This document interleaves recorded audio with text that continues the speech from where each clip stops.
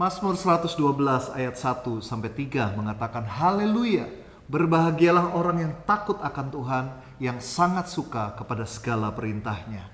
Anak cucunya akan perkasa di bumi, angkatan orang benar akan diberkati, harta dan kekayaan ada dalam rumahnya, kebajikannya tetap untuk selamanya. Puji nama Tuhan. Shalom Bapak Ibu saudara yang terkasih dalam Tuhan, selamat bergabung dalam acara Worship from Home. Senang sekali kita bisa bergabung kembali bersama dengan tema yang baru, yaitu Relationship Goals. Kita berharap dengan tema ini kita bisa semakin memperkuat, semakin mengerti bagaimana kita menjalin hubungan, baik itu dengan Tuhan maupun dengan pasangan atau anak-anak, atau bagi kalian yang masih single. Ini adalah dasar yang tepat untuk kita melakukan sebuah hubungan dengan orang lain. Luangkan waktu yang terbaik, siapkan hati dan pikiranmu sungguh-sungguh. Mari kita puji dan sembah Tuhan dan kita dengarkan kebenaran firman Tuhan pada hari ini. Tuhan Yesus memberkati kita semua. Amin.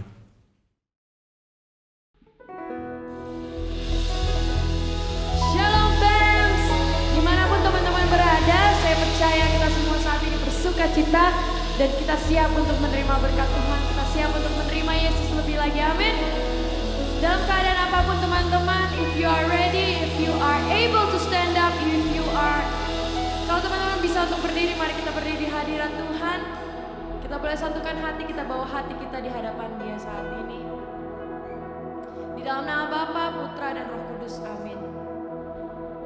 Kami meninggikan Kau Yesus, yang layak kami sembah, yang layak kami puji, karena Engkau Tuhan yang ada di dalam kehidupan kami Tuhan.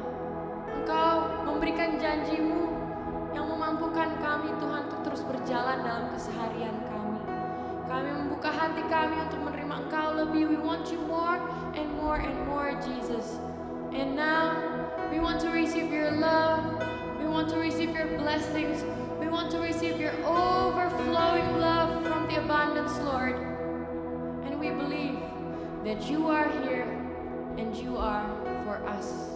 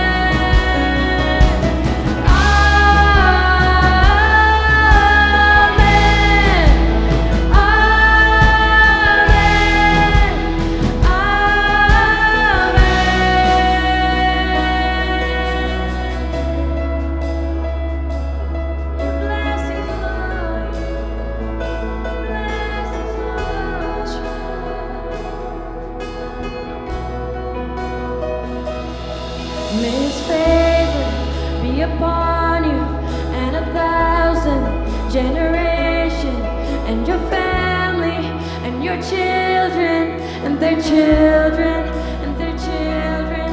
May His favor be upon you and 1,000 generations, and your family and your children and their children and their children. May His presence go before you and then behind you and beside you, beside you, and within you. He is with you, He is with you in the morning, in the evening, and in the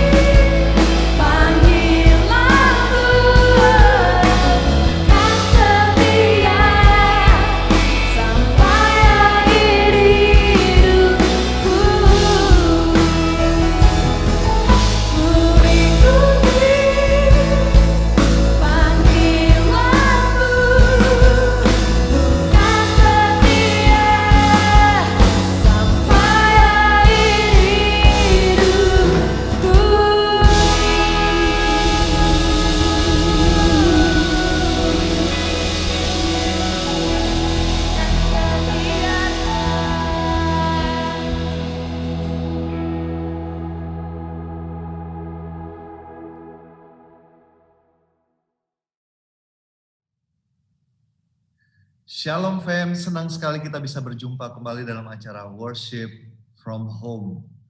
Saya percaya bahwa ketika tadi kita memuji dan menyembah Tuhan, kita datang dalam hadirat Tuhan dengan pujian dan penyembahan yang sungguh-sungguh dari hati, maka ada satu perkara yang Tuhan sedang lakukan, yang Tuhan sedang kerjakan dalam kehidupan kita. Dan apapun pergumulan, masalah yang sedang kita hadapi saat ini, ketahuilah dan percayalah bahwa Tuhan adalah Allah yang setia, Dia selalu ada dalam setiap musim kehidupan kita. Di bulan ini kita sudah membahas tema besar kita adalah relationship goals. Dan talk yang keempat ini adalah temanya adalah Till Death Do Us Apart. Sampai maut memisahkan kita. Itulah janji yang diucapkan seorang pria pada seorang wanita di depan altar ketika dia dipersatukan di dalam sebuah sakramen pernikahan. Tapi sebelum kita masuk lebih dalam lagi, saya ingin mengajak kalian semua yang menyaksikan acara ini, dimanapun kalian berada, apapun situasimu, mari kita berdoa, kita doakan declaration of abundance dengan kesungguhan hati. Kita buka dengan tanda kemenangan kita dalam nama Bapa dan Putra dan Roh Kudus. Amin. Mari bersama-sama. Today I receive all of God's love for me.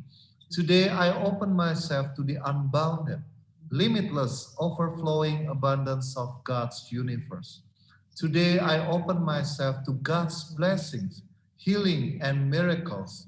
Today I open myself to God's word so that I become more like Jesus every day. Today I proclaim that I'm God's beloved, I'm God's servant, I'm God's powerful champion, and because I'm blessed, I'm blessing the world in Jesus' name. Amin. Mari angkat tanganmu sama-sama kita hormati kebenaran firman Tuhan. Katakan, Thy word is a lamp unto my feet and a light unto my path. Boleh kita berikan tepuk tangan sorak-sorai bagi Tuhan kita yang luar biasa. Firman kita pada hari ini diambil dari 1 Yohanes 4 ayat 7 sampai dengan ayat yang ke-12. Mari kita baca bersama-sama. Saudara-saudaraku yang kekasih, marilah kita saling mengasihi sebab kasih itu berasal dari Allah. Dan setiap orang yang mengasihi lahir dari Allah dan mengenal Allah. Barang siapa tidak mengasihi, ia tidak mengenal Allah. Sebab Allah adalah kasih. Dalam hal inilah kasih Allah dinyatakan di tengah-tengah kita, yaitu bahwa Allah telah mengutus anaknya yang tunggal ke dalam dunia, supaya kita hidup olehnya. Inilah kasih itu, bukan kita yang telah mengasihi Allah, tetapi Allah yang telah mengasihi kita dan yang telah mengutus anaknya sebagai pendamaian bagi dosa-dosa kita. Saudara-saudaraku yang terkasih, jikalau Allah sedemikian mengasihi kita, maka haruslah kita juga saling mengasihi. Tidak ada seorang pun yang pernah melihat Allah. Jika kita saling mengasihi, Allah tetap di dalam kita dan kasih-Nya sempurna di dalam kita. Dari firman ini kita tahu bahwa Allah adalah kasih. Kita semua yang mengaku bahwa kita adalah anak-anak Allah, kehidupan kita seharusnya mencerminkan kasih itu dalam setiap perkataan, dalam setiap perbuatan, dan juga kalau bulan ini kita berbicara mengenai sebuah hubungan, bagaimana kita menjalin sebuah relationship, baik dengan orang-orang yang kita kasihi, atau mungkin kita sedang mencari pasangan hidup yang terbaik dalam hidup kita. Apabila kita memiliki dasar yang tepat, kalau kita sudah mengalami kasih Allah terlebih dahulu, maka itulah yang akan memampukan kita untuk kita bisa mengasihi orang lain. Tanpa kita mengalami kasih Tuhan, maka kita sendiri tidak akan mengerti bagaimana caranya kita mengasihi. Tanpa kita mengalami pengampunan dari Tuhan, maka tidak mungkin kita juga akan bisa mengampuni orang lain yang bersalah kepada kita.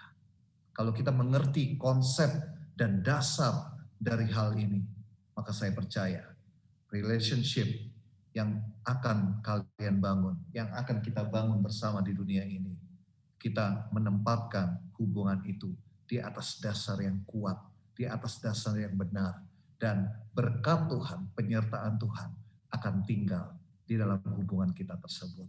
Amin saudara. Sebelum kita masuk lebih dalam lagi, kita akan bahas firman Tuhan dengan cara yang berbeda pada kali ini. Dengan cara yang menarik, akan ada banyak sharing yang akan kita bagikan pada hari ini. Tapi sebelumnya, mari kita bersatu hati dalam doa. Tuhan Yesus, terima kasih kalau Engkau memberikan kami kerinduan Tuhan, untuk kami boleh bersekutu bersama dengan teman-teman komunitas atau siapapun yang menyaksikan acara Worship from Home pada hari ini. Kami percaya bahwa kuasa-Mu, urapan-Mu tidak terbatas oleh ruang maupun waktu. Dan Engkau yang mengenal setiap kami, Engkau yang tahu keadaan kami. Di bulan ini kami ingin belajar dasar yang tepat ketika kami menjalin sebuah hubungan atau relationship. Dan itu adalah Engkau Tuhan. Kiranya Engkau memberkati pembicaraan kami pada malam hari ini, pada hari ini, pada acara ini. Engkau berkati dan berikan kami hikmat supaya kami mengerti apa yang ingin Engkau sampaikan kepada setiap kami pada hari ini. Kemuliaan padalah Bapa, Putra, dan Roh Kudus, seperti pada permulaan, sekarang, selalu, dan sepanjang segala abad. Amin. Di dalam nama Bapa dan Putra dan Roh Kudus. Amin. Kita berikan kemuliaan bagi Tuhan kita. Mari saat ini kita panggilkan keempat pasangan teman-teman kita yang akan sharingkan tentang kehidupan pernikahan mereka. Hello fams, wah kita sangat bersyukur ya hari ini kita akan talk show bersama dengan teman-teman kita married couples, 4 married couples yang luar biasa dan inspiring banget. Nah kita kenalin satu-satu nih. Yang pertama adalah Rena dan Ella. Hai.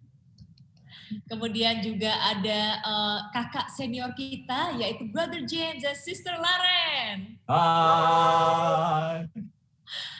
Ada juga Sander dan Tina. Hai. Dan Iswara Bella. Hai. Wah kita udah gak sabar kan untuk dengerin sharing-sharing mereka dan apa aja challenges yang mereka hadapin dalam pernikahan. Yuk kita mulai talk show hari ini, mulai dengan Brother James dan Sister Laren. Nah sekarang kita pengen nanya-nanya nih sama pasangan satu ini Ya. Yang sudah berapa tahun married? Kayaknya senior banget. Kelihatan dari rambutnya, dari rautnya, itu sudah banyak makan asam garam. Oh gitu ya, Ya. Oke. Nah, let's chat with Brother James dan Sister Laren. Yeay! Halo. Welcome. Halo. Hai. Wah, James Laren, kita mau nanya nih, kalian udah married berapa tahun? Ya pura-pura lupa. Biar dia yang jawab, biasanya dia lupa soalnya. Iya. Bukan pura-pura, memang suka lupa. Kalau sekarang sih 16 tahun ya. Tapi nanti ya, bulan Desember ini 17 tahun. Wow, pantas mirip papaku. Ya. Wow, keren banget ya, so inspiring dari hampir 17 tahun. Mungkin banyak dari kita yang baru berumur, banyak dari orang-orang yang lihat WFH hari ini baru berumur 17 atau mungkin adiknya umur 17 tahun. Tapi Brother James dan Sister Lara ini udah hampir 17 tahun hidup bersama. Karena banyak sekarang pasangan-pasangan yang tidak bisa mencapai usia pernikahan yang segitu loh, nggak gampang. Ya kita tahu banyak sekali kendala-kendala yang kita hadapi. Ya. Nah, seperti tadi yang di awal kita bilang bahwa ada beberapa hal yang bisa menyebabkan pertengkaran dalam rumah tangga dan salah satunya adalah financial. Ya.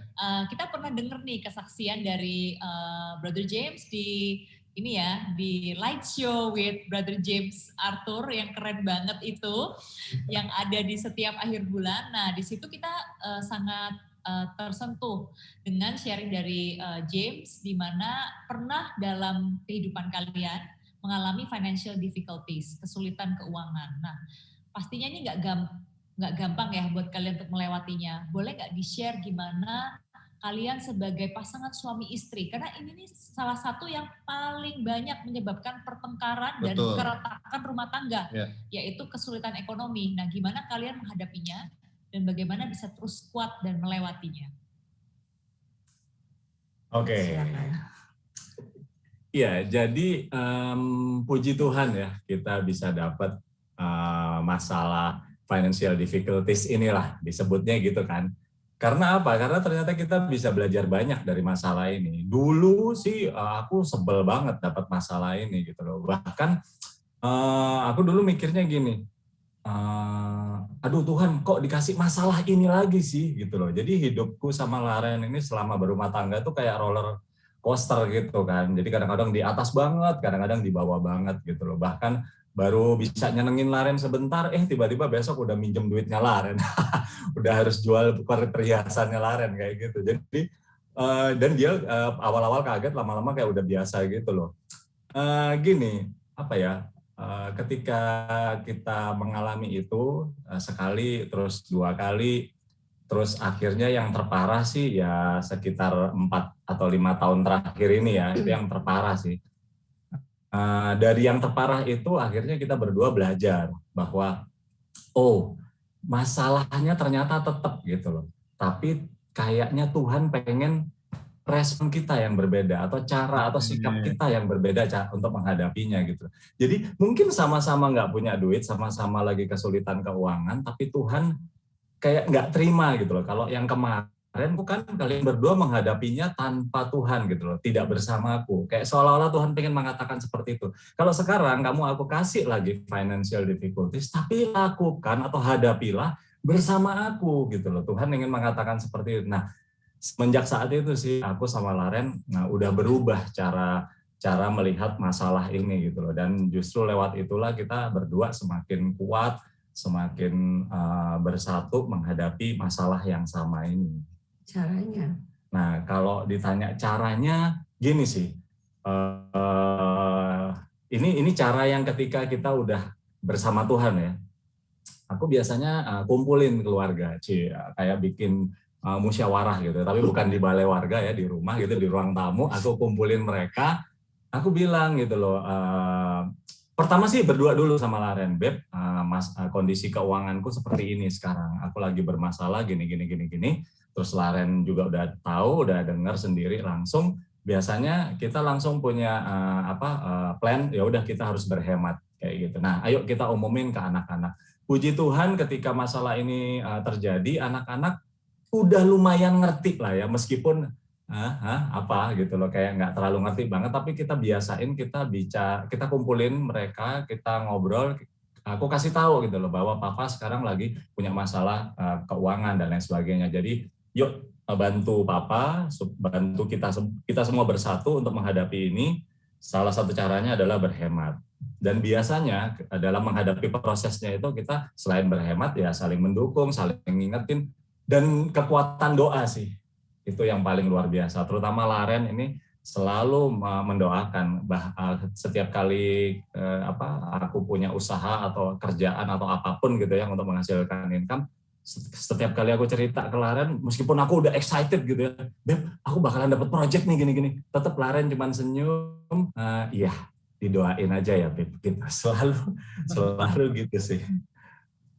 Gitu. Oke, mungkin dari Larennya ada tambahan?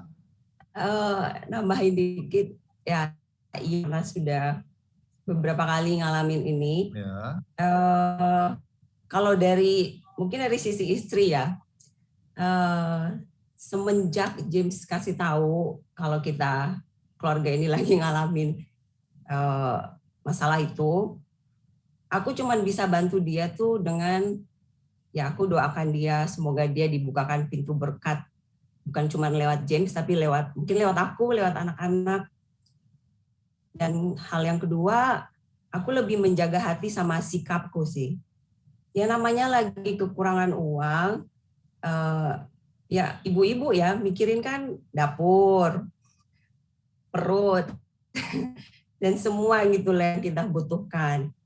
Aku bisa bantu James itu cuma dengan mengatur apa yang bisa yang bisa aku sediakan saat itu, mengelola apa yang kita punya, dan aku tidak istilahnya mungkin tidak menggonggong dia dengan hal-hal yang bisa memicu dia untuk emosi ataupun bahkan bisa jadi putus asa gitu.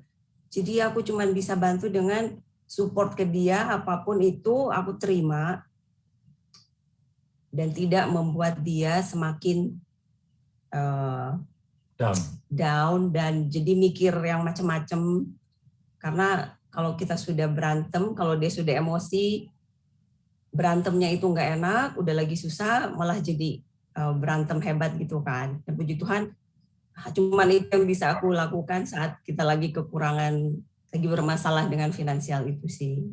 Dan anak-anak, bukan sekarang aja sih kita kasih tahu, waktu beberapa tahun yang lalu juga, anak-anak itu memang masih kecil, mungkin Kimi sekitar 7-8 tahun, Hector 9-10 tahun itu, aku kita membiasakan kasih tahu gitu loh, apa sih yang terjadi dalam keluarga kita. Jadi puji Tuhan mereka tuh entah mengerti atau tidak ya, tapi tidak banyak menuntut. Mereka menerima apa yang ada di meja makan. Mereka happy, mereka bilang enak.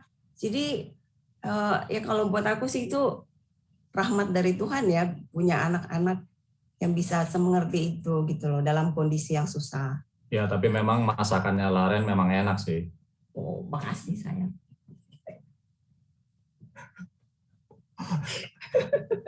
So sweet banget ya. 17 tahun dan going stronger. Iya. Amin. Betul ya Laren, Iya. puji Tuhan.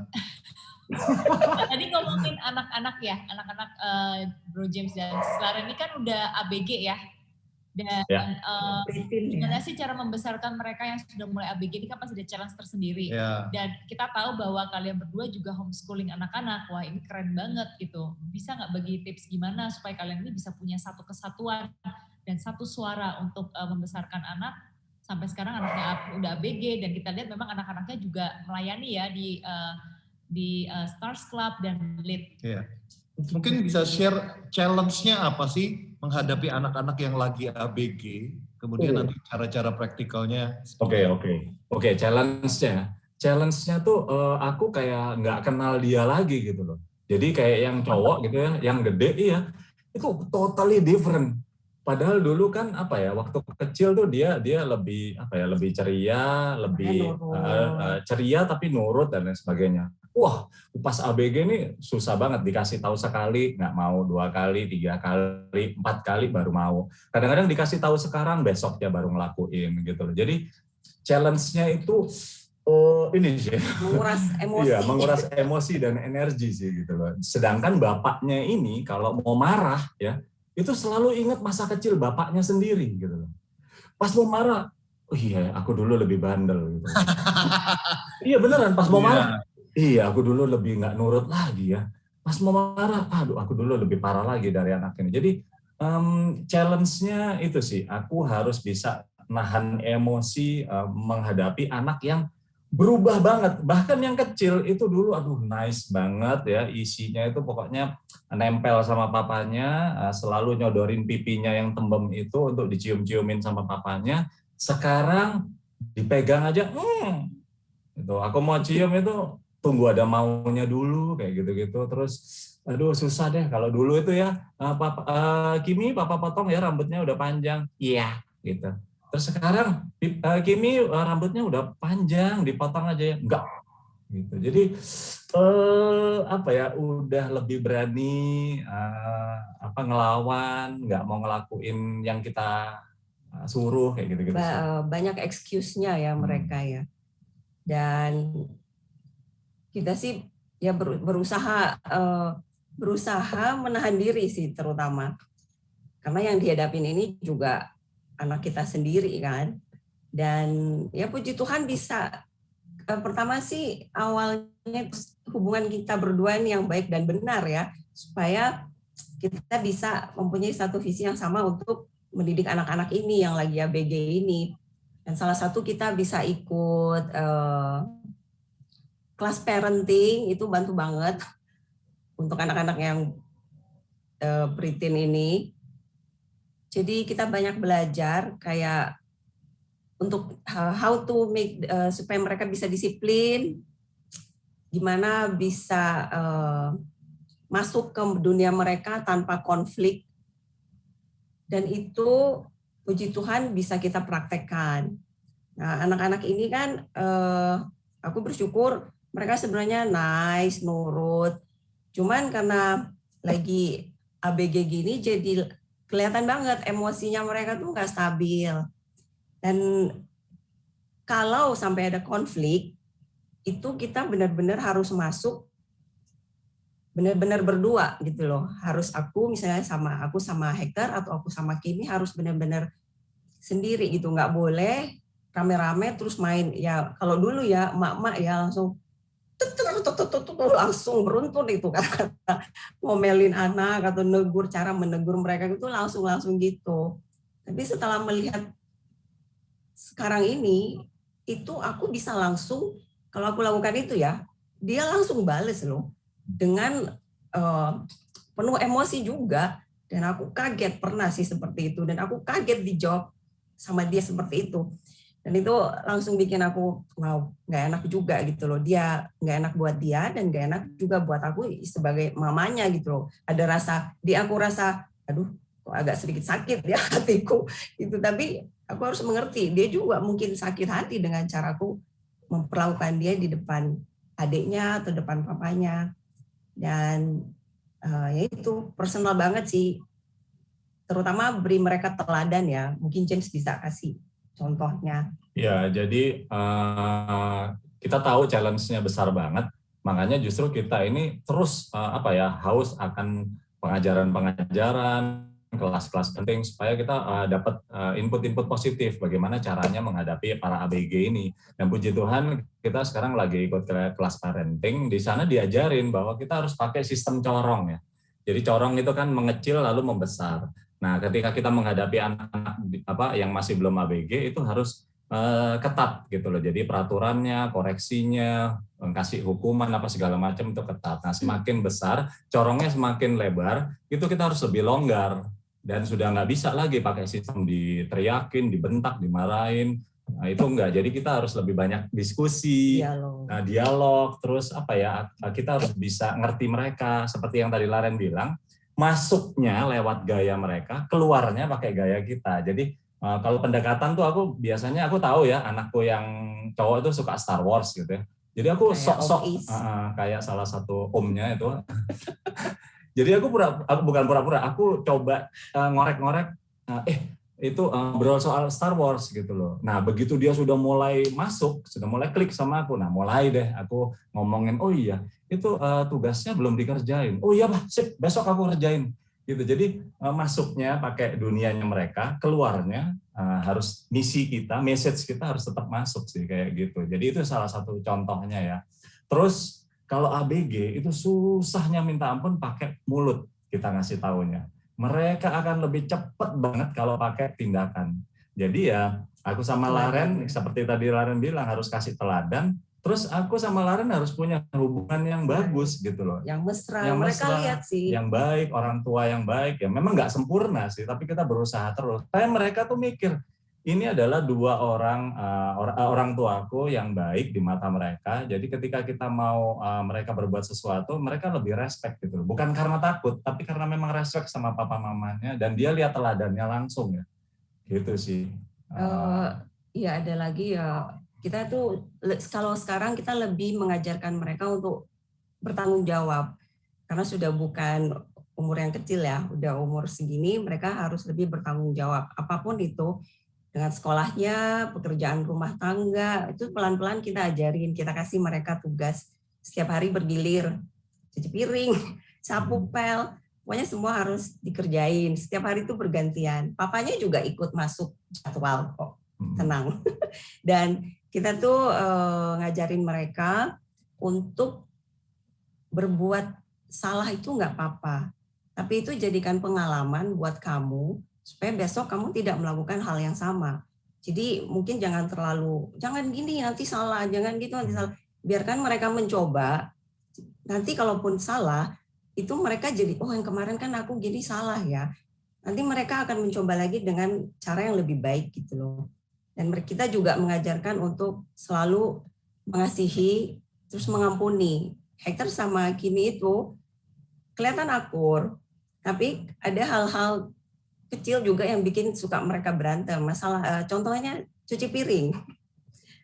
Satu hari ini Hector cuci piring, malamnya dia nggak ngelakuin. Jadi besok pagi numpuk kan. Adiknya nih besok ngamuk-ngamuk, ngomel-ngomel. Aku nggak mau, kakak nggak selesain semalam.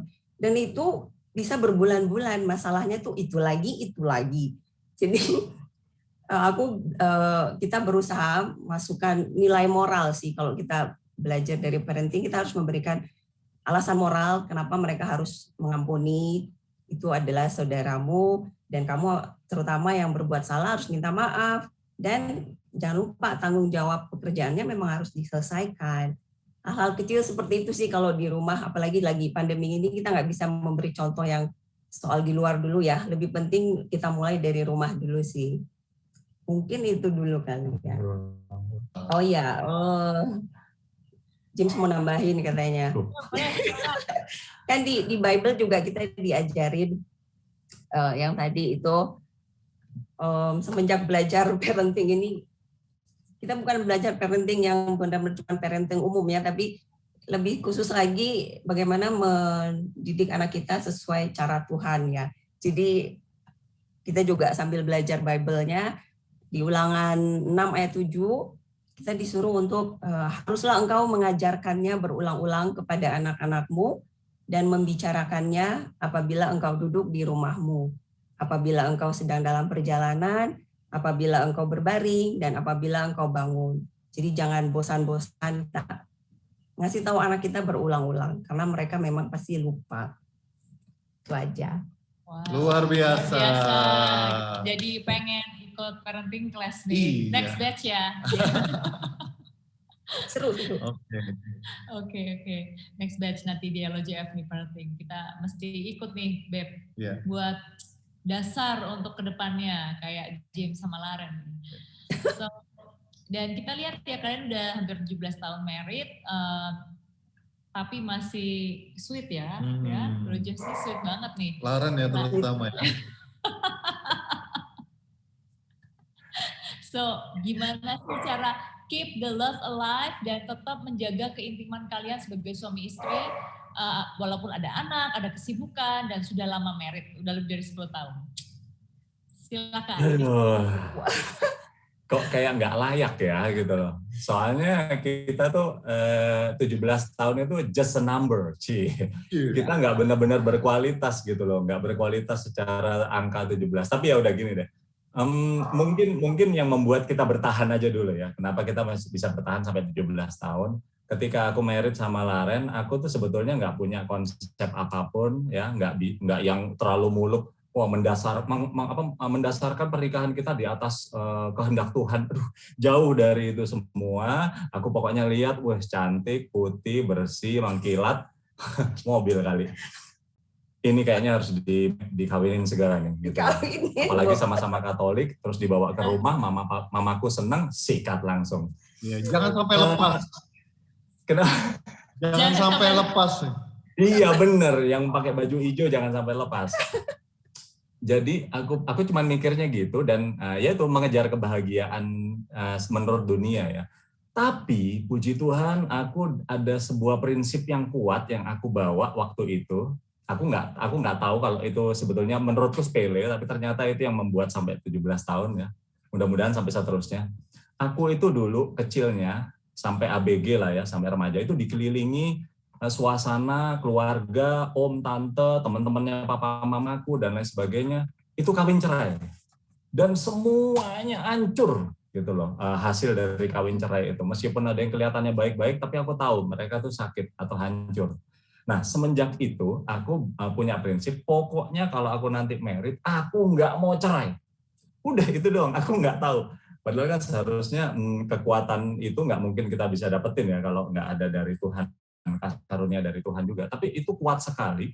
Aku pokoknya nggak mau cerai. Itu yang aku bawa. Nah, ketika menjalankan rumah tangga, ternyata wah itu terngiang-ngiang terus, ayo Jem, bener nggak mau cerai gitu. Kayak ada yang ganggu gitu loh di sini. Jadi sebetulnya sih kita bisa melalui 10 tahun pertama itu sebetulnya gonjang-ganjing sih. Tapi ya itu, aku cuman punya kekuatan dan bertahan gara-gara prinsipku itu. Tapi aku yakin dan percaya itu semua kekuatan atau kasih karunia dari Tuhan sih kalau aku bilang. Nah, ya jadi sebetulnya kalau dibilang keep the love alive itu sebetulnya baru sekitar 5 tahun terakhir inilah gitu loh. Terutama semenjak kita join di LOJF, dan puncaknya itu ketika kita ikut retret Lux ya, itu khusus retret khusus pasutri. Nah dari situlah kita mulai mempraktekkan, oh gitu ternyata caranya untuk keep the love alive. Ya salah satu caranya kita apa ya, kita memang nggak punya waktu khusus seminggu sekali ngedate, tapi ketika ada momen itu wah kayaknya bisa, kita langsung lakuin. Misalnya nih weekend ini nggak kemana-mana, ya udah pastilah ya kita semua nggak kemana-mana. Kita tuh punya hobi yang sama, yaitu nonton. Jadi nonton di rumah, tapi kita bikin suasana yang lebih gimana gitu ya. Kita pilih filmnya kita, jadi anak-anak udah tahu papa mama nonton apa nih? Nonton filmnya papa mama. Oh ya, mereka langsung udah nggak mau ikut gitu. Padahal yang ditonton ya drama biasa gitu atau film-film komedi. Jadi yang kita nonton, terus biasanya aku beli snack khusus gitu loh, yang biasanya kita nggak snacking, kita makan snack. Itu aja sih. Terus habis gitu kita bahas filmnya, terus habis gitu kita coba cocok-cocokin sama kehidupan kita, kayak gitu-gitu sih yang membuat hubungan kita tetap jalan terus sampai sekarang sih. Gitu. Ada lagi nggak Beb? Biasanya Ya, kayak James itu kan sebenarnya termasuk orang yang romantis ya. Oh. Jadi dia itu suka tiba-tiba, memang nggak pernah ngasih bunga, cuman dia lebih ke actionnya aja. Seperti melayani aku tuh, dia kadang membantu dengan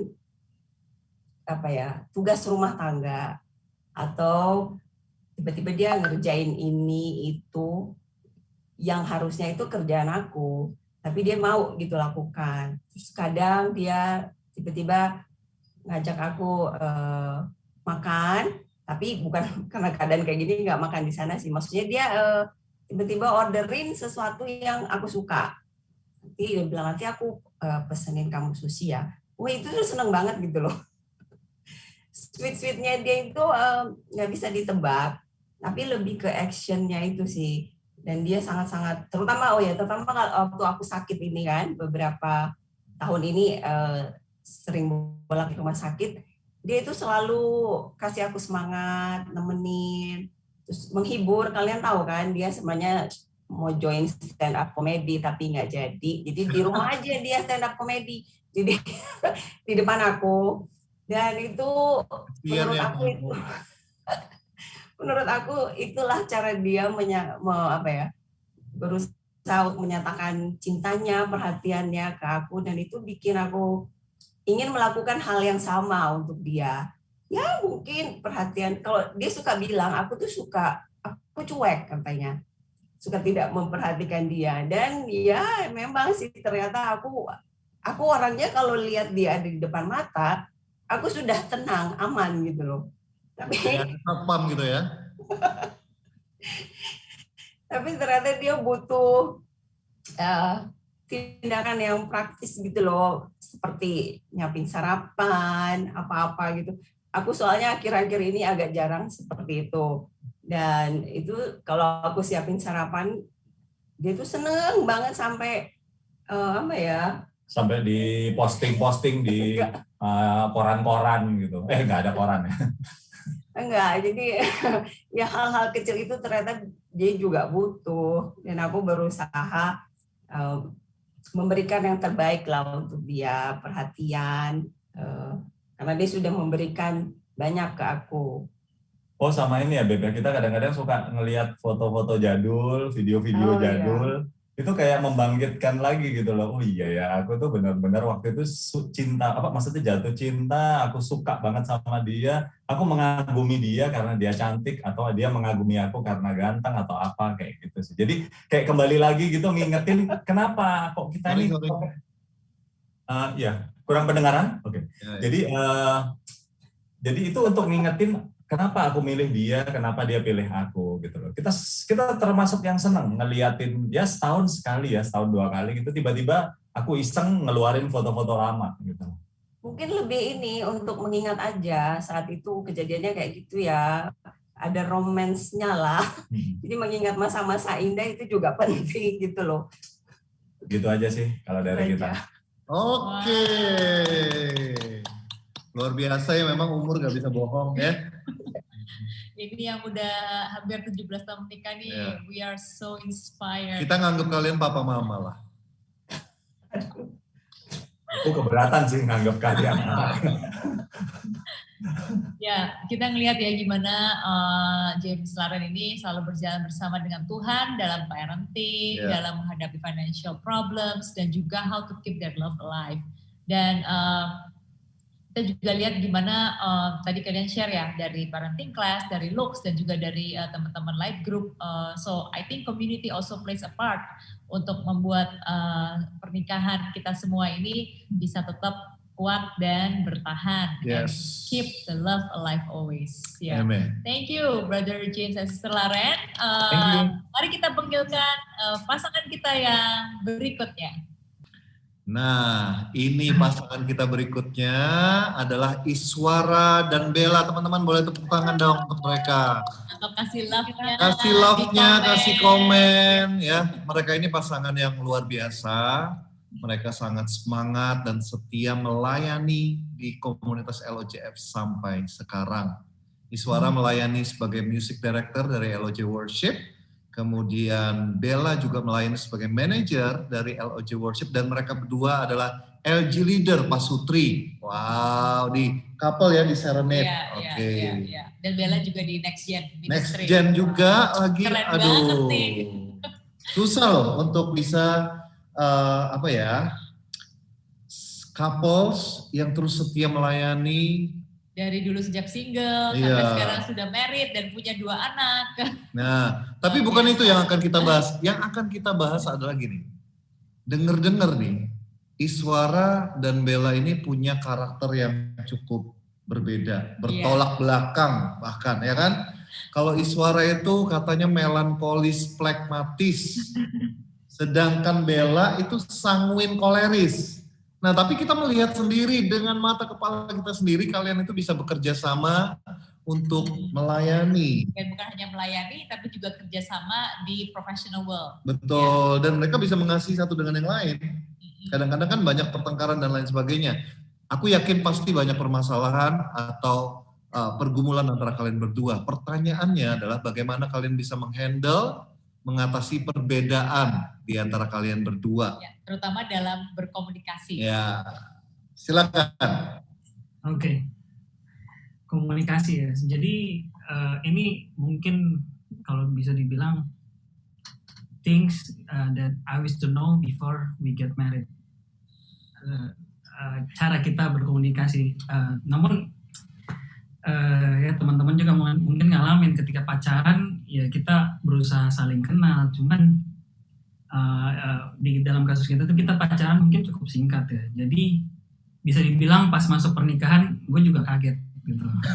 Udah tahu sebenarnya pasangan gue ini koleris, pasangan gue ini punya bisa dibilang keras gitu ya, punya pendirian yang kuat juga. Sedangkan gue juga kerjanya kan seniman ya, musisi yang sangat-sangat mengalir, melankolis yang suka mikir. Tapi ya itu tadi masuk ke pernikahan kaget dan puji Tuhan ya yang pertama gue kayak harus nge-restart lagi diri gue harus tahu gue ini suami sekarang, gue harus punya konsep bahwa gue harus bisa lead, gue harus bisa memimpin keluarga ini. Dan yang paling pertama gue harus belajar adalah gimana caranya gue bisa communicate dengan baik.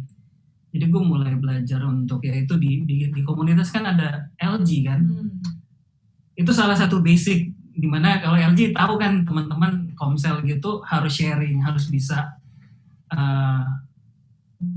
berbagi gitu. Mulai dari situ hal-hal kecil, lama-lama gue jadi terlatih dan lebih bisa berkomunikasi dengan Bella, terlepas dari kepribadian yang kita yang berbeda gitu. Kayak itu sih. Jadi Kalau Bella gimana Bel? Jadi basically perbedaan kita ya Iswara itu lembut lah ngomong tuh selalu dipikir kan, terkonsep lah. Kalau gue itu ngomong dulu baru mikir gitu kan. Jadi kita lumayan kaget sih karena yang gue pikir yang gue tahu caranya begini, sedangkan ternyata Iswara tidak seperti itu. Jadi kita cukup kaget dan emang banyak hal yang kita belajar banget, terutama di teman-teman komunitas sih yang banyak bikin kita pengaruh yang sangat baik buat kita gitu. Jadi pelayanan juga kan kita dikasih tanggung jawab ya kita harus kerja sama yang baik gitu. Jadi dari situ bikin kita juga ngobrolnya lebih tenang, lebih terbuka. Dan Iswara itu kan pekerjaannya kan musik dan dia suka bikin film gitu kan. Nah, dia tuh sempat nyindir. Iswara tuh ngomongnya tuh halus tapi mengena lah. Kalau aku ngomongnya kasar tapi langsung nyek gitu. Nah, kalau Iswara suka ngomong, Bel, kalau di film tuh ada tension and release, dia bilang gitu. Ngobrol sama kamu tuh tension terus, release-nya kapan? Dia bilang gitu. Jadi dari situ gue kayak, ternyata gue kurang santai ya gitu. Jadi ya udah, akhirnya dari situ gue belajar dan juga mengenal dan juga kayak bantu Iswara supaya dia juga bisa speak up sih, karena kalau ditanya mungkin kalau di sana kayak kamu kenapa gitu kan, ceweknya yang bilang enggak apa-apa. Nah kalau ini terbalik gitu, gue yang nanya kenapa enggak apa-apa tapi ada sesuatu gitu. Jadi ya puji Tuhan kita ada di sini di komunitas, kita belajar firman Tuhan, banyak yang kasih saran, banyak pengajaran, bikin kita jadi bisa mengatur kepribadian kita, emosi kita, cara kita komunikasi itu lebih baik gitu. Sampai sekarang sih masih struggle. Sampai tadi juga maksudnya masih ada hal-hal yang kayak aduh, maksud gue tuh begini loh. Cuman dia menangkapinya kan, kamu nih nggak gitu. Jadi enggak. Jadi aku udah lebih sorry. Oke, maksud gue tuh begini gitu. Dan satu hal dari pengalaman kita berdua juga, sakit dalam misalnya kayak gue kan sangat berperasaan, kadang-kadang terlalu lembut. Tapi gini, sakit 1-2 kali itu memang kayak jatuh pertama kali, kedua kali, jangan langsung nyerah gitu. Jangan, maksudnya gini, ketika dalam proses selama kita baru 6 tahun yang menikah, mau 7 tahun, cuman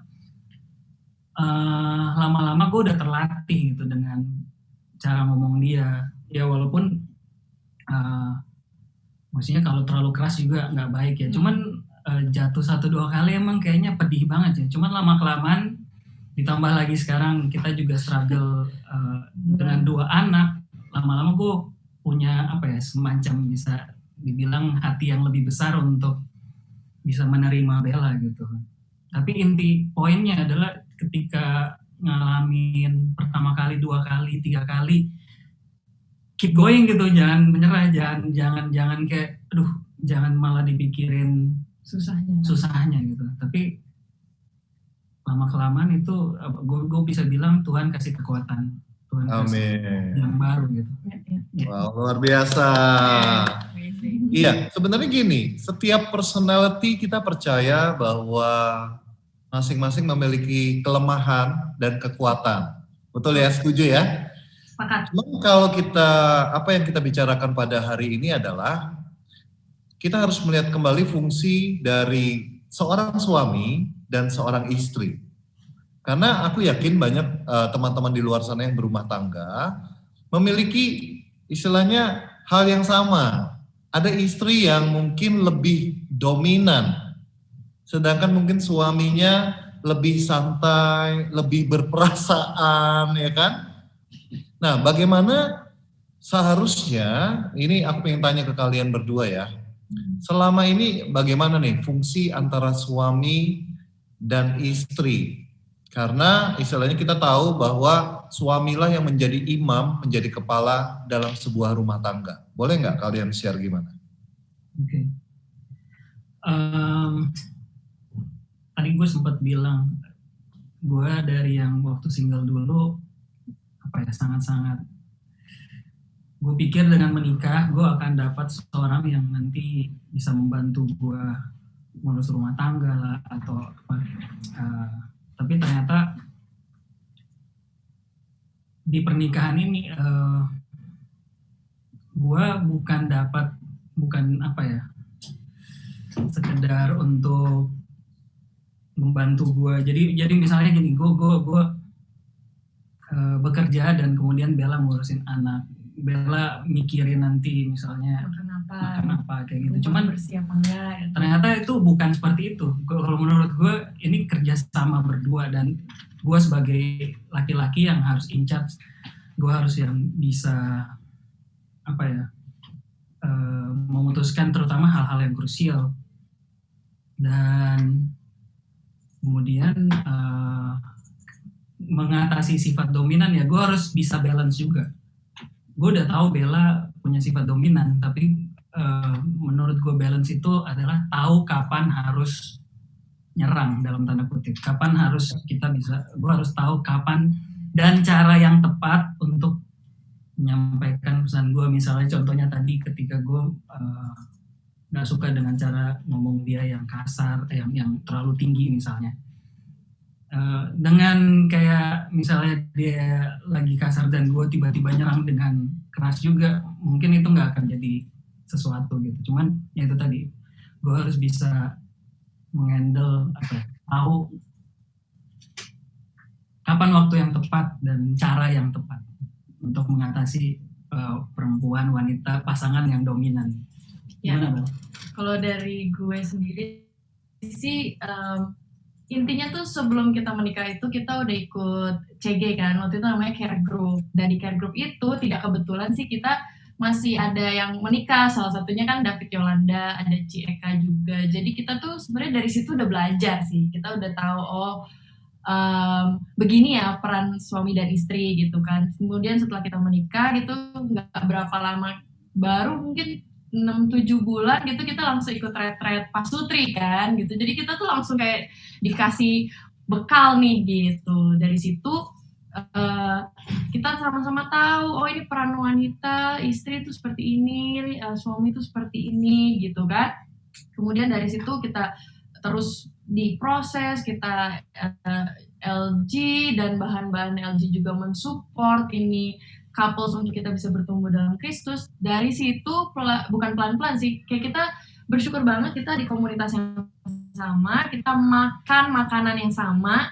Jadi ketika kita menjalaninya tuh, we have the same basic gitu. Tadi di LG diajarin ini, di FIS kita belajar begini. Jadi kita lebih aplikatifnya lebih sejalan gitu. Dan selain daripada support system, gue juga lihat orang tua gue secara pribadi gitu kan, yang kira-kira memiliki karakter yang sama gitu, cuman kebalik aja gitu kan. Oji versinya gue gitu kan, MD versinya Iswara gitu. Jadi dari situ juga diingetin gitu, sebagai istri berperan seperti ini, sebagai suami ya hopefully Iswara juga bisa menangkap gitu. Tapi kalau gue pribadi sih sangat-sangat belajar dari pengalaman orang lain juga, dan firman Tuhan dan pengajaran-pengajaran yang ngasih tahu nih ground rules-nya gitu. Dan akhirnya gue juga ngerem gitu kan, gue juga menahan diri dan mensupport Iswara untuk bisa decide. Karena kalau kita itu yang dominan cenderung pengen decide kan, ini cara yang paling benar tuh begini gitu ya. Cuman at the end kan tahu bukan salah kalau kita terus mendominasi keputusan keluarga. Laki-laki kan jadi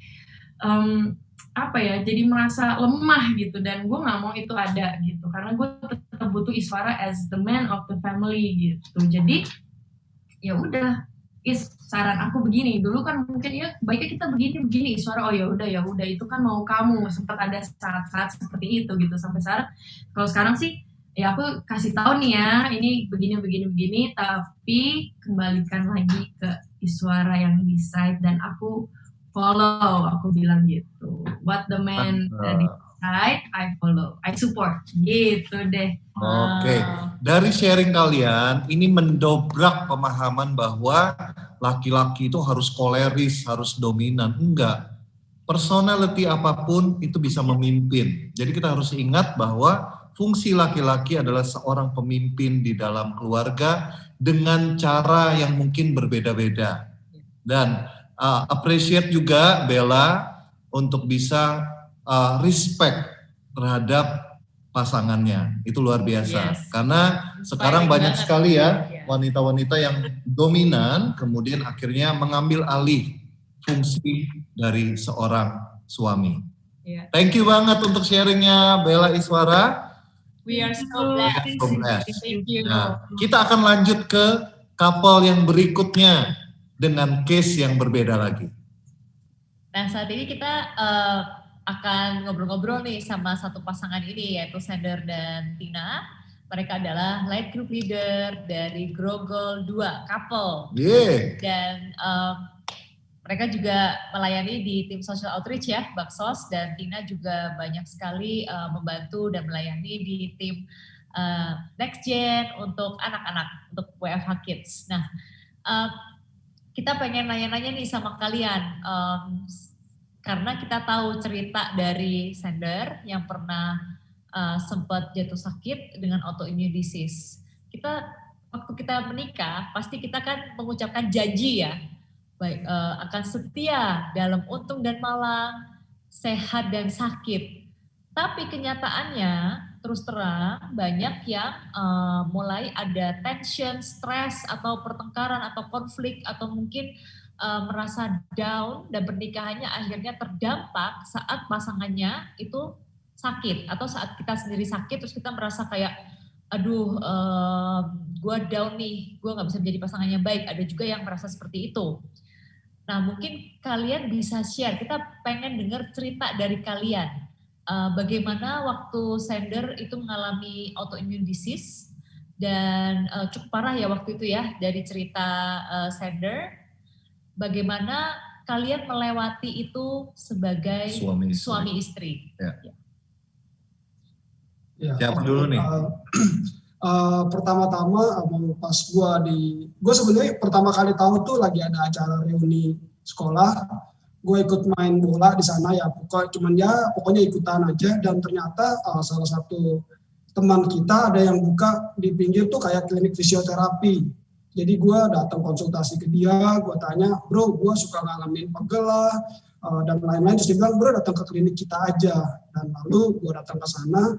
Pada waktu dia periksa, dia bilang, wah bro, gue curiga nih kayaknya lu kena penyakit namanya ankylosing spondylitis.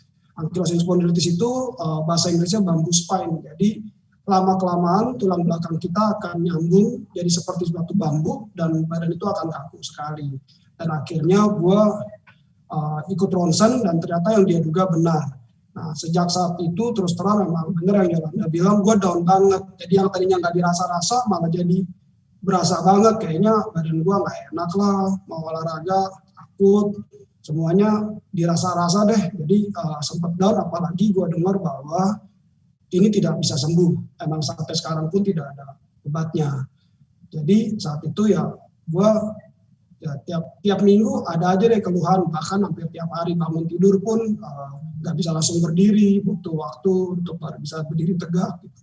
Sampai akhirnya ya Tina sih ada dan orang tua juga ikut, akhirnya gue ke dokter dan dokter pun hanya bisa kasih painkiller. Jadi pada saat penyakit ini tidak mematikan, tetapi obatnya lah yang mematikan karena semakin kuat dosis obat semakin nyaman badan kita.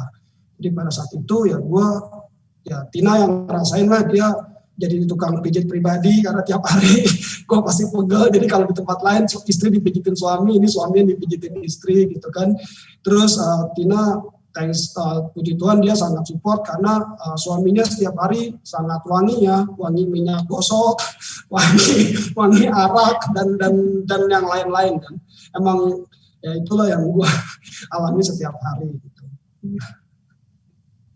Kalau Tina sendiri gimana ketika mengetahui bahwa ternyata suamimu ada menderita penyakit? Karena kadang-kadang gini, dalam rumah tangga ya, ketika suami atau istri itu sakit, itu biasanya kan cranky, sensitif misalnya. Kadang ngamuk-ngamuk nggak jelas. Nah, itu yang kadang bisa bikin sebuah rumah tangga itu terjadi konflik dan mungkin bisa hancur gitu. Gimana Tina? Sebenarnya sih dulu sebelum married, pas lagi pacaran, dia juga udah pernah cerita sih. Ternyata tuh dulu pas lagi masih SD, riwayat penyakit dia itu ada terkena satu kayak semacam apa, rematik gitu ya. Rematik gitu, jadi kayak mengakibatkan lumpuh pada kaki gitu. Cuman waktu itu memang belum tahu itu karena autoimun, jadi memang belum terdiagnosa ya secara jelas gitu. Jadi sebenarnya dari awal dia udah pernah cerita sih, terus juga ya dia memang pada saat pacaran pun gue juga ngerasa memang sering kayak keluhan kayak di bahu, di leher, kaku gitu kan.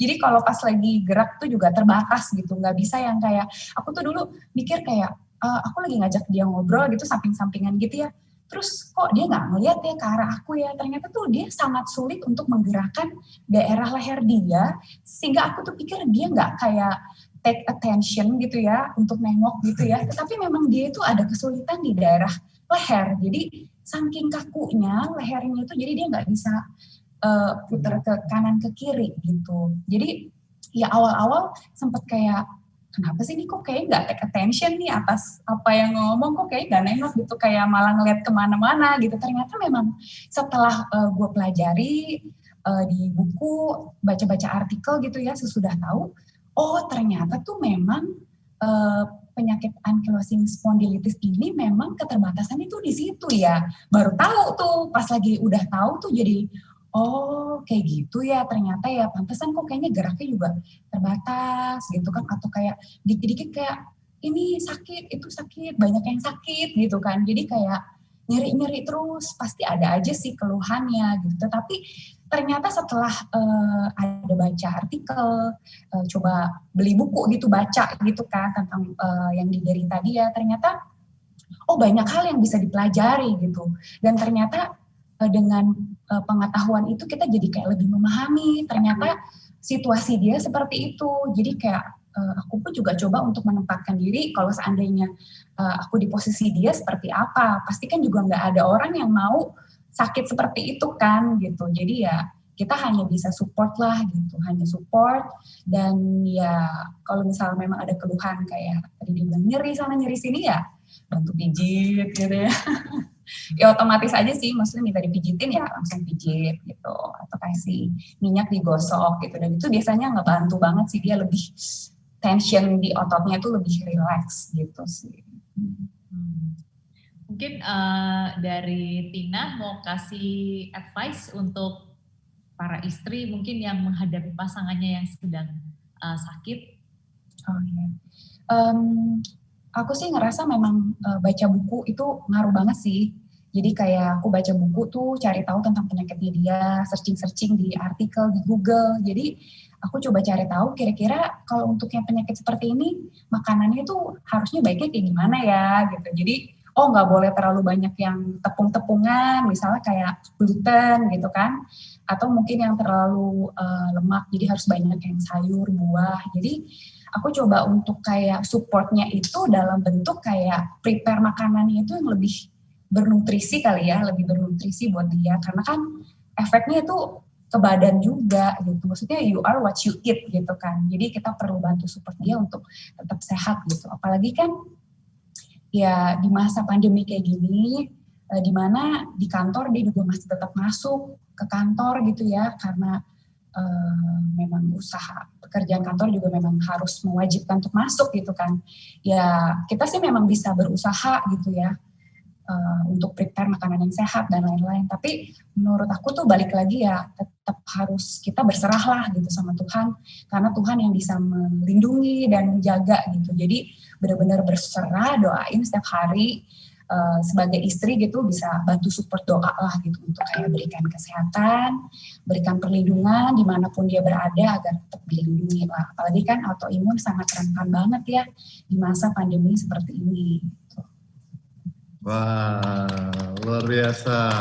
Nah, kalau dari kalau dari sender sendiri ada nggak advice untuk mungkin untuk mereka yang saat ini mungkin sedang menderita penyakit?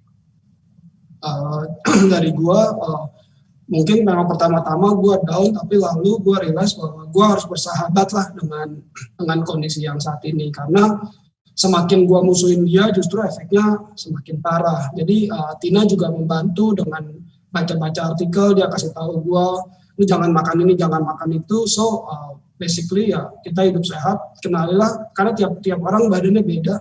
Mungkin penyakit autoimunnya sama, tapi gue makan roti sakit, Tina mungkin makan roti nggak apa-apa. Jadi mungkin kenali diri kita, kenali apa yang tidak bagus buat diri kita.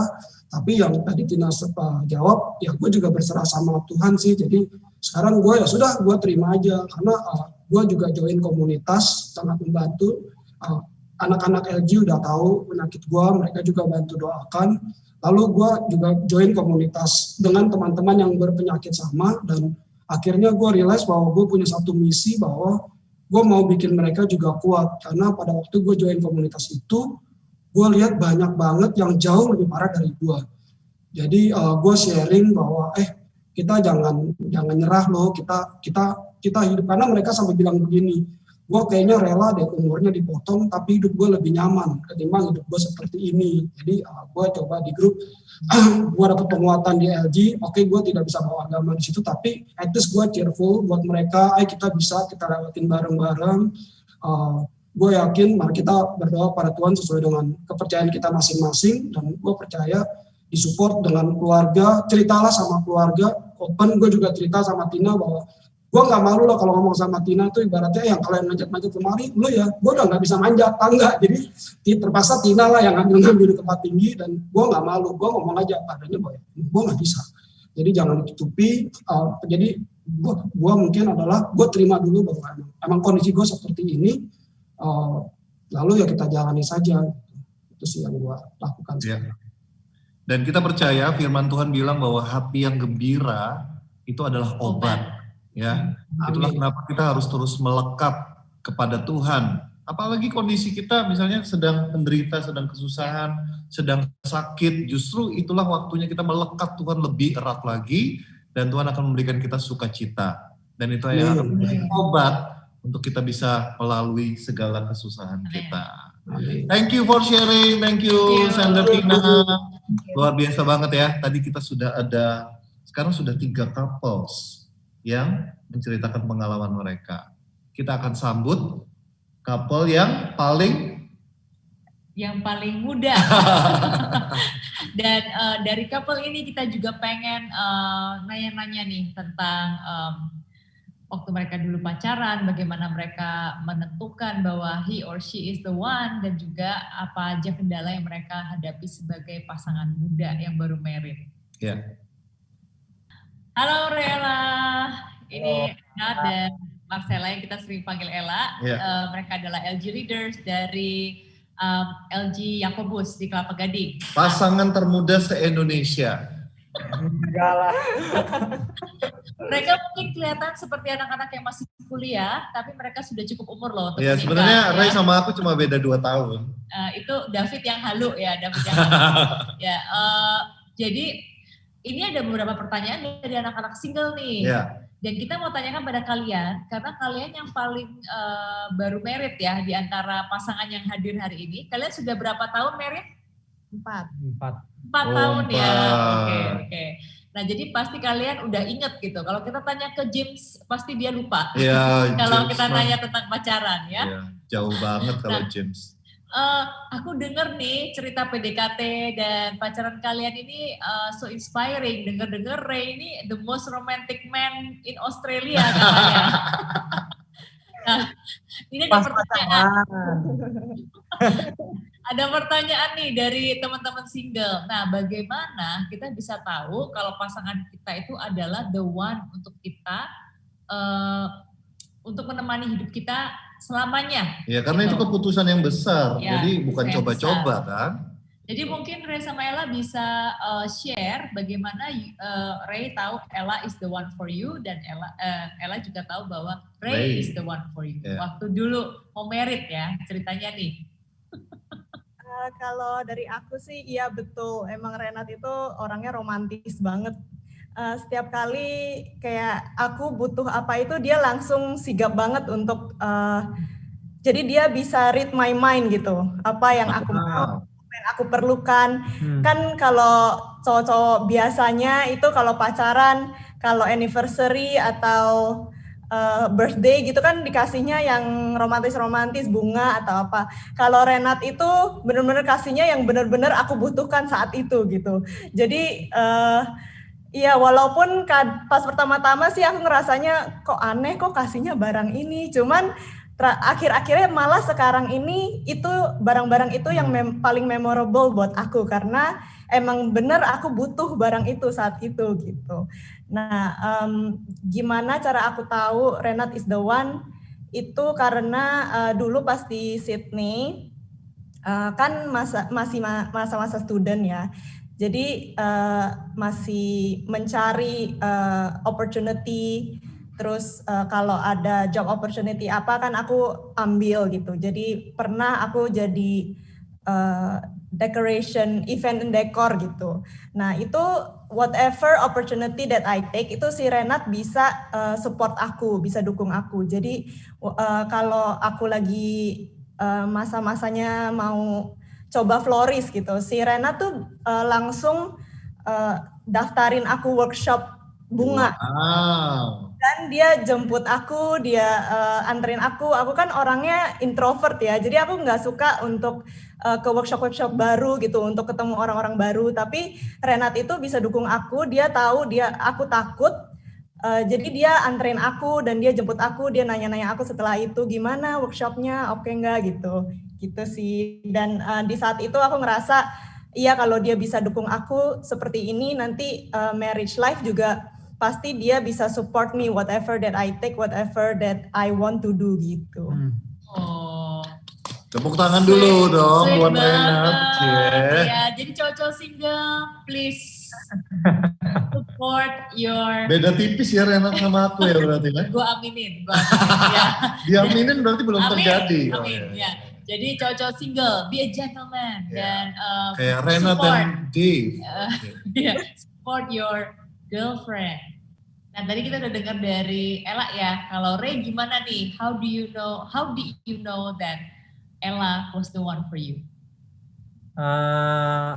Kalau gua sih memang udah suka ya, love at the first sight gitu loh. Dan gue ngelakuin semuanya ya natural aja gitu ke Ella. Nggak ngerasa beban gitu waktu ngejalaninnya, kayak nganterin dia pulang. Padahal rumah gue itu jaraknya pulang pergi itu 40 menit itu ke rumah dia setiap kali pulang pergi dari rumah gue ke rumah dia. Cuma nggak ngerasa beban aja dan gue ngerasa enjoy aja sih. Itu yang bikin gue ya mau jalan terus sih sama Ella. Apa sih yang bikin lo jatuh cinta pada Ella? Ya kalau gue sih awalnya memang suka dia cute kan. Cute. Ya ampun. Terus gue suka suaranya yang husky gitu, yang ya beda lah, nggak cempreng gitu. Dan gue paling suka sih Ella sih ya very well mannered sih. Kayak benar-benar bring something lah different to my yang gue tahu dari keluarga gue kan kayak semrautan gitu, agak ngasal. Kalau si Ella tuh benar-benar sopan, terus habis itu rapi, santun gitu kayaknya. Ya itu sih yang gue belajar banget ya. Mostly ya. Ini lagi ngerayu atau lagi jawab pertanyaan? Jawaban ini sweet. Oh, yang bakal menikah iya. juga masih Kayak ini. aku banget. Ya, amin. Ya, Oke. Oh wow, ini ya so cute ya pasangan ini ya. Jadi ya how do you know that he or she is the one? Kalau tadi Tapi aku kita juga dulu ya. dalam doa Ci. Kenapa? Memang kita sebelum pacaran pun ya kita bawa dalam doa memang.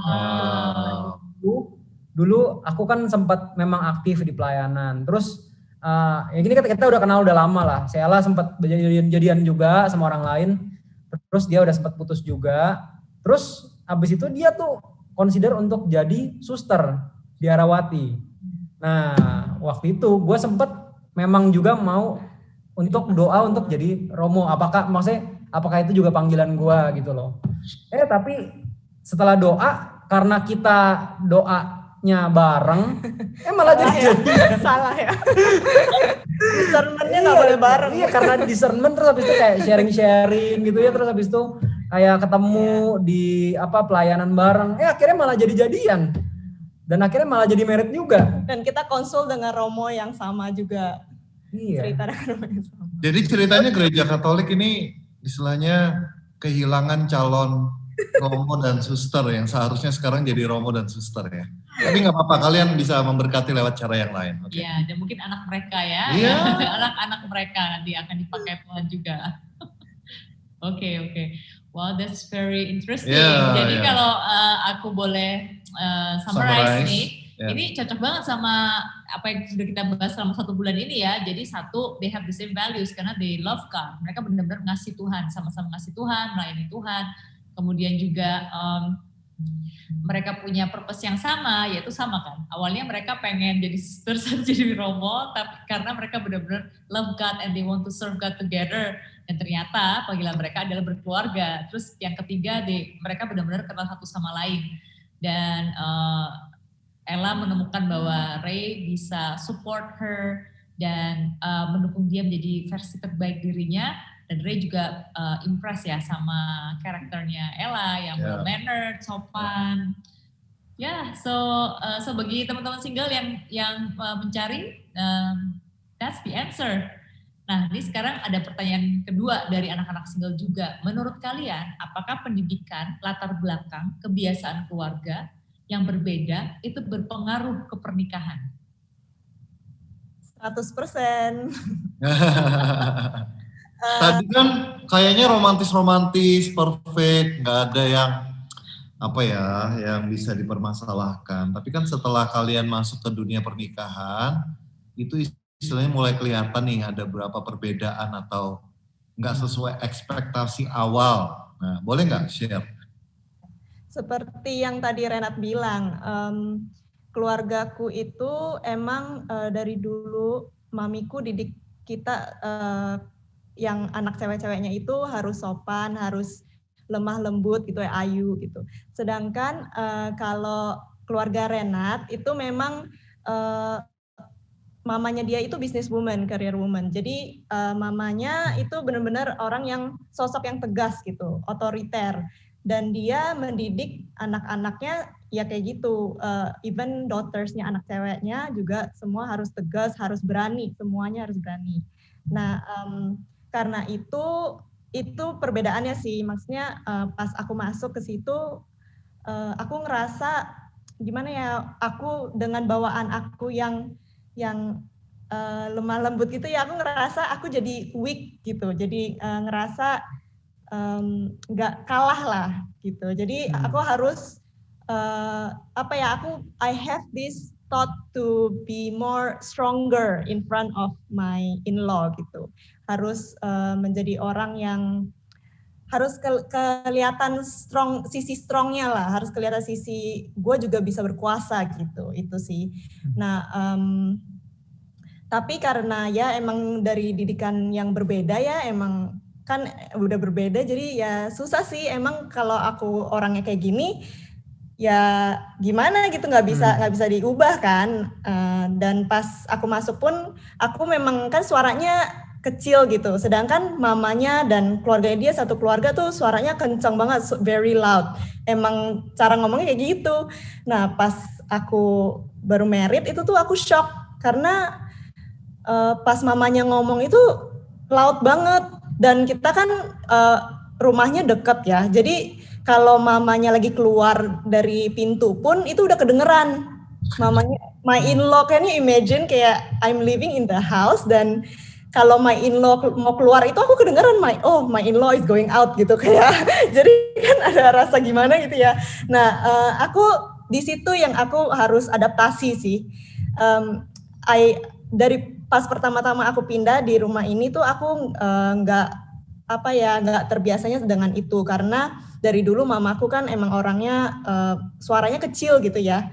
Nah sekarang mamanya yang suaranya kencang dan aku kalau ngomong pun dia gituin aku. Jadi aku kayak I'm taken aback at first, tapi lama-lama aku merasa emang dia bawaannya kayak gitu. Emang kalau aku ngomong sama dia harus loud, harus tegas gitu. Itu sih yang beda. Ray gimana Ray? Kalau aku ya, menurut aku kalau kita itu kan merit kan ke rumah baru bawa bagasi ya, bawa baju kita, bawa pijama kita, bawa barang kesayangan. Sama lah kita ke rumah tangga yang baru, ke keluarga yang baru, kita bawa sesuatu dari yang lama juga gitu, dari bagasi dari yang lama ya, isinya itu bisa sesuatu yang kayak sopan santunnya, bisa berupa kayak apa yang diajar dari keluarga dia, tapi bisa juga berupa insecurity-nya juga.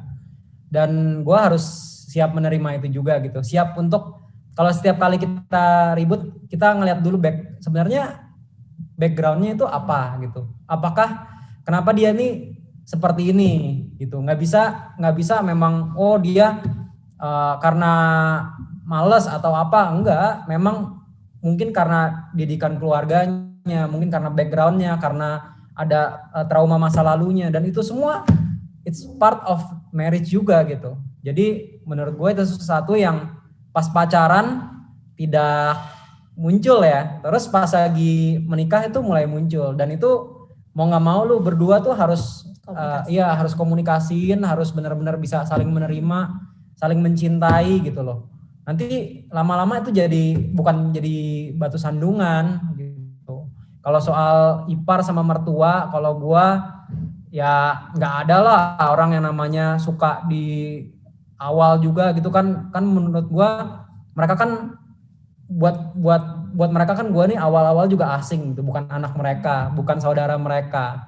Tapi apapun itu kalau nggak diusahain ya itu nggak akan berkembang kemana-mana. Jadi mana yang dulu pas pacaran kan gue sering bawain martabak gitu, sering bawain makanan, sering bawain snack.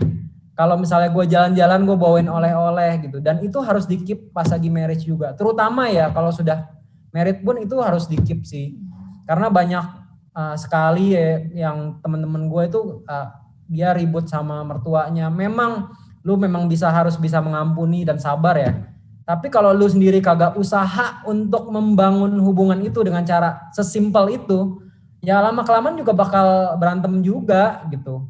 Jadi bukan masalah lu mengampuni doang sih, jaga relasi itu lu mesti memang harus merawatnya ya, take effort ya, keluarin waktu dikit lah untuk ngobrol gitu, spend waktu sedikit aja, it will be a different maker sih menurut gua yang kayak gitu-gitu. Oke, jadi kita belajar untuk menerima perbedaan itu pasti, karena kita berasal dari latar belakang, keluarga dan masa lalu yang berbeda. Kemudian yang kedua, aku setuju banget bahwa kita harus mengusahakan. Ya, nggak cukup cuma berdoa aja, kita harus berdoa untuk keluarga kita, untuk mertua kita, untuk ipar kita, tapi kita juga harus menjaga dan merawat relasi yang sudah terbina dari awal. Karena kan biasanya ya cowok-cowok itu manis di depan doang, begitu udah dapet berubah. Nah, tapi puji Tuhan hari ini yang sharing Renat dan dia nggak berubah. Iya, luar biasa loh. Ini menjadi inspirasi bagi teman-teman single yang mau married maupun yang sudah married. Terus kasih martabak, meskipun sudah married. Kasih durian. Tua ya. Terus kasih oleh-oleh gitu. Nah, terus support istri. Ada amin? Amin, ada. Oke, so thank you so much, Ray Thank dan you, Ella. We are so blessed. Luar Dan biasa. terima kasih buat couple yang hadir hari ini, ya, buat James Laren, untuk Suara Bella, untuk Sandertina, dan juga untuk Ray Ella. Thank you. Terima kasih banyak. Thank you for your sharing. It's really inspiring, dan kami berharap bahwa ini bisa menjadi berkat bagi teman-teman semua yang hari ini hadir di Worship from Home, baik bagi kalian yang masih berdoa untuk pasangan hidup ataupun yang sudah menikah. So let's keep the love alive. Nah, mungkin ada beberapa pesan yang David mau sampaikan sebelum kita mengakhiri. Teman-teman, kita sudah diberkati oleh firman Tuhan, oleh kesaksian dari 4 pasangan yang hadir pada hari ini. Dan saya percaya bahwa ini boleh memberkati kita semua, menjadi inspirasi bagi kita, bahwa yang pertama adalah kita harus selalu menempatkan Yesus sebagai pusat dari segala apapun yang kita lakukan. Dan terlebih di dalam pasangan kita, di dalam rumah tangga kita, terus tempatkan Yesus sebagai pilar, sebagai fondasi. Dan kita percaya bahwa kehidupan rumah tangga kita akan senantiasa dalam perlindungan dan berkat Tuhan. Kemudian yang kedua adalah bahwa kita percaya bahwa setiap kita membutuhkan orang lain, kita membutuhkan komunitas yang tepat, di mana support system itu akan membantu kita supaya kita keep on the track, supaya kita tetap berada di jalan sesuai dengan apa yang dikehendaki oleh Tuhan. Aku rasa itu aja yang kita bisa sampaikan, dan saya ingin mengajak saat ini teman-teman untuk kita bersatu hati di dalam doa. Tuhan, terima kasih untuk acara WFH pada hari ini. Terima kasih untuk teman-teman kami, pasangan-pasangan yang sudah menceritakan pengalaman mereka bersama dengan Engkau, bagaimana mereka menghadapi pergumulan masing-masing secara luar biasa, dan kami tahu bahwa jawaban dari segala pergumulan kami, jawaban atas segala masalah kami, itu adalah Engkau, Tuhan Yesus. Dan kami ingin menempatkan Engkau di posisi nomor 1, di posisi yang pertama dalam setiap apapun yang kami lakukan. Kami juga bersyukur kami memiliki komunitas yang Engkau sendiri sediakan bagi kami, untuk kami boleh saling mensupport satu dengan yang lain, kami saling mendoakan, kami boleh terinspirasi oleh kehidupan masing-masing keluarga yang lain. Terima kasih Bapa, dan setiap benih firman yang kami terima pada hari ini kami percaya tidak akan pernah kembali dengan sia-sia, tapi benih firman itu akan tertanam dalam hidup kami, akan bertumbuh dan akan berbuah untuk kemuliaan nama-Mu. Terima kasih Tuhan. Bunda Maria, Engkau Bunda yang senantiasa mendoakan kami. Bunda, kami mohon agar Engkau mendoakan setiap kami, baik yang singles maupun yang sudah berumah tangga, supaya kehidupan kami ini seturut dengan kehendak Putra-Mu. Terimalah salam dan hormat kami. Salam Maria, penuh rahmat, Tuhan serta-Mu. Terpujilah Engkau di antara wanita, dan terpujilah buah tubuh-Mu Yesus. Santa Maria, Bunda Allah, doakanlah kami yang berdosa ini, sekarang dan waktu kami mati. Amin. Kemuliaan pada Allah Bapa, Putra, dan Roh Kudus, sekarang, selalu, dan sepanjang segala abad. Amin. Dalam nama Bapa dan Putra dan Roh Kudus. Amin. Boleh kita berikan kemuliaan bagi Tuhan. Sampai jumpa kembali minggu depan dalam acara Worship from Home seperti biasa tiap Sabtu jam 4 sore. Dan bagi kalian yang belum memiliki komunitas, belum memiliki support system, kami sangat terbuka bagi kalian semua untuk bisa bergabung bersama-sama dengan kami. Silakan tinggalkan nomor kontak kalian dan tim dari LOJF akan menghubungi kalian. Atau bisa segera juga mengisi form di link yang ada di kolom betul chat. Sekali. Ya. Dan mari saat ini kita mau terus arahkan hati bersama dengan tim pujian dan penyembahan dari LOJF. Kita serahkan doa kita, pengharapan kita hanya kepada Tuhan. Tuhan Yesus memberkati kita semua. Amin.